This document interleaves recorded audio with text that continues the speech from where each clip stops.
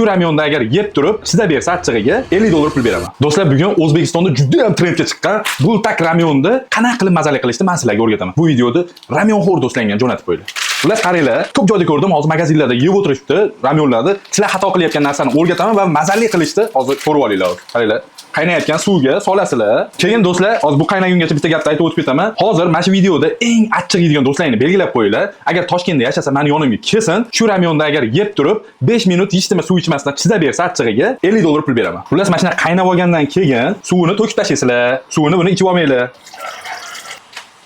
Xullas, mana ko'ryapsizlar, sousini qo'shinglar. Eng asosiy joylariga o'tyapti hozir, qaranglar. Endi buni yaxshilab aralashtirib, endi bunga sir qo'shasizlar, sir. Sirdan qo'shasizlar, lekin sirlaringni oshkor qilasizlar. Hamma o'rtalaringga jo'natib qo'yasizlar bu videoda. Mana unisini sepasizlar. Hozir quvvati yo'q, o'rtalaringga bu video jo'natinglar. Ramyon yo'q, quvvat qolmagan. Yengil qazi mana. Mana. Ozgina bunga olivka yog'idan qo'shasizlar. Qaranglar endi do'stlar buni. Qaranglar, bismillah.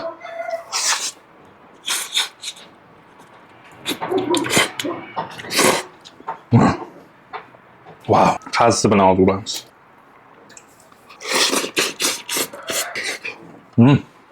Bu videoda обязательно achchiqni yaxshi ko'radigan va ramyonni yaxshi ko'radigan do'stlarni jo'natib qo'yinglar. Mana shunaqa qilib yeb ko'ringlar. Ham quvvatli bo'ladi, ham mazali bo'ladi. Xo'roz ovozini eshitdilaringlar, keyingi safar xo'roz bosib beraman sizlarga.